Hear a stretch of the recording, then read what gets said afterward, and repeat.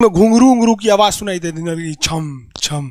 कोई बोलेगा तुम मेरे पिछले जन्म के प्रेम हो, मैं तुम्हें लेने आई हूँ। अच्छा एक चीज देखें, भूत हमेशा महिलाएं बनती हैं, पुरुष भूत बनता है जी?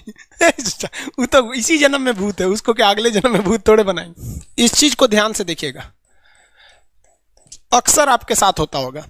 हमारी बॉडी का मेन कंट्रोल किसके पास है?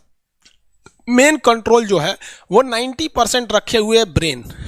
और जब से हम पैदा हुए हैं तब से हमारी बॉडी को कंट्रोल करने का काम कौन करता है? ब्रेन ही कंट्रोल करता है, दूसरा कोई हमें कंट्रोल नहीं करता है। तो मेन कंट्रोलिंग का काम कौन करेगा? ब्रेन करता है। उसके बाद ये रहा स्पाइनल कॉर्ड। अगर ब्रेन बिजी है, अगर कभी ब्रेन बिजी रहता है या कहीं दूसरे डायरेक्शन में रहता है, तो अपने टोटल बॉडी का कंट्रोल वो किसको दे देता है? स्पाइनल कॉर्ड को दे देता है। लेकिन मेन कंट्रोलिंग का काम जब भी करता है तो वो ब्रेन करता है। कभी कभी हम किसी दूसरे के ख्याल में खोए रहते हैं या कभी टेंशन में रहते हैं या कुछ सोच रहे होते हैं, तो ब्रेन पूरी तरह से उधर ही है। ब्रेन ने अपना बॉडी का कंट्रोल किसे हैंडओवर कर रखा है? स्पाइनल कॉर्ड को हैंडओवर करके रख दिया है। जैसे डीएम साहब नहीं रहते हैं तो एडीएम को हैंडओवर करके दे देते हैं।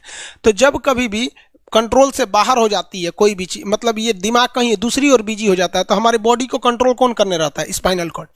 अब स्पाइनल कॉर्ड को कुछ अच्छा एक्सपीरियंस नहीं है बॉडी को कंट्रोल कैसे करना है।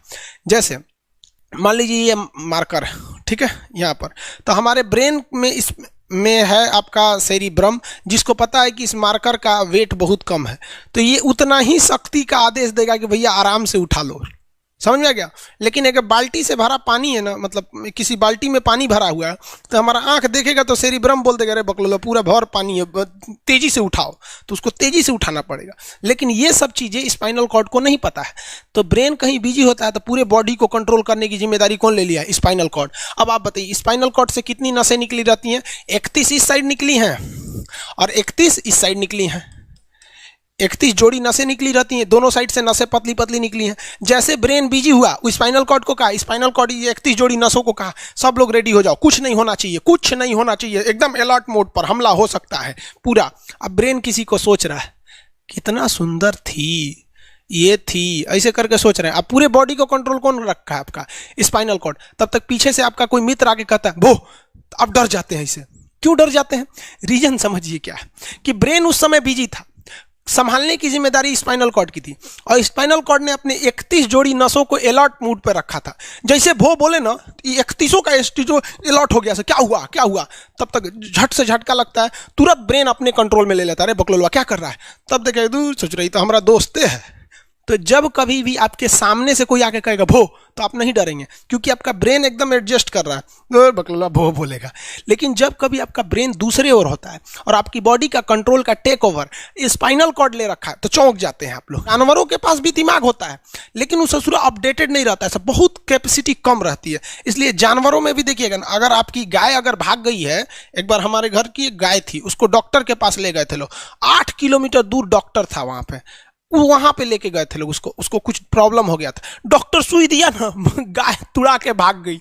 और ससुरी पहली बार गई थी वो हॉस्पिटल में, जानवरों के हॉस्पिटल में, इसके बाद वो कभी गई नहीं थी, लेकिन वो रास्ता याद रखी थी, वापस आ गई थी।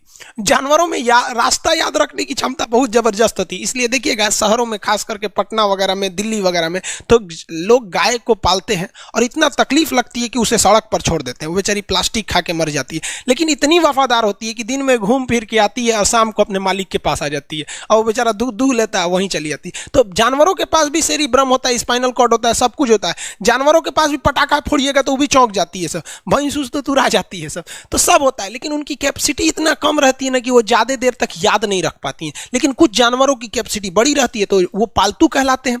और अच्छा, जैसे कुत्ता का कैपेसिटी अच्छा खासा होता है, चिंपांजी का मानव से मिलता जुलता रहता है, बंदर का आप कभी जाइएगा ना, हम आपको बताते हैं, बिहार में राजगीर, जहाँ महात्मा बुद्ध के लिए प्रसिद्ध है, शांति स्तूप है, वहां बंदरों को देखिएगा ना, आपके हाथ से ना वो खींच लेते हैं सब पेप्सी या कोल्ड ड्रिंक, और खोल के आदमी की तरह पी जाते हैं सब। उनकी याददाश्त अच्छी है, वो दूसरे को देख के कर लेते हैं। तो जानवर भी होते हैं सब। मान लीजिए कोई पीट रहा है, हर हाथ काट रहा है, तो ये बाहर से ना काट रहा है, हाथ काट रहा है तो दर्द करेगा, कौन बताएगा? बाहरी चोट को थैलेमस बताता है, थैलेमस। कौन बताता है? थैलेमस।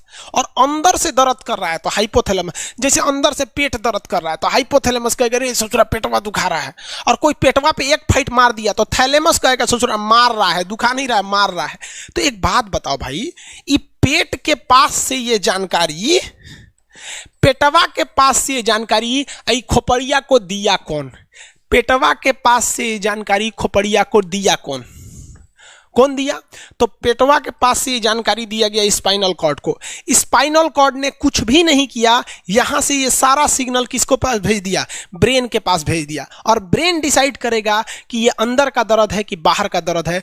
इसलिए डॉक्टर जब ऑपरेशन करता है ना, ऑपरेशन करेगा तो आजकल डॉक्टरवा क्या करता है ना, स्पाइनल कॉर्ड में एगो सुई लगा देता है।